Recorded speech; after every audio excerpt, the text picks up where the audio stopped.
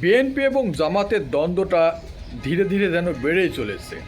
পাবনায় আটঘরিয়ায় যে কাহিনীটা ঘটেছে, বিএনপি এবং জামাতের যে সংঘর্ষ হয়েছে আপনারা ইতিমধ্যে শুনেছেন। বিএনপি জামাতের লোকরা নিজস্বভাবে স্বপ্রণোদিত হয়ে, অর্থাৎ জামাত দাবি করছে বিএনপি কোরআন পুড়িয়েছে, বিএনপি বলছে জামাত কোরআন পুড়িয়েছে।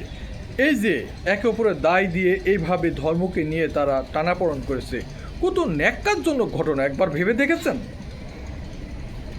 জামাত বিএনপি এই যে কাহিনীগুলো শুরু করেছে, এর আগে আওয়ামী লীগ বিভিন্নভাবে মন্তব্য করতো জামাত বিএনপি এই কাজ করে ও কাজ করে।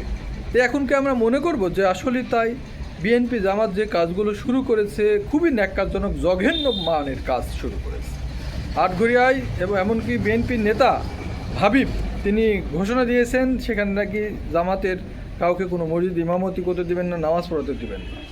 এ একটা ব্যাপার খুবই আলোড়ন তৈরি করেছে। অন্যদিকে জামাতের লোকজন যেভাবে ঘোষণা দিয়েছে সন্ত্রাসীর মতো, সেটাও একদম কাম্য নয়। জামাত বিএনপির সাংঘর্ষিক যে অবস্থা খুবই জঘন্য এবং এগুলো খুবই নিম্নমানের রাজনীতি।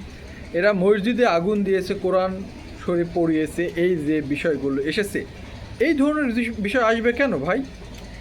ধর্ম এমন একটা জিনিস, তুমি রাজনীতি করো, সেই সকল বিষয় তুমি ধর্মকে টানছো বা ধর্মকে নিয়ে বিভিন্নভাবে মিথ্যাচার শুরু করেছো।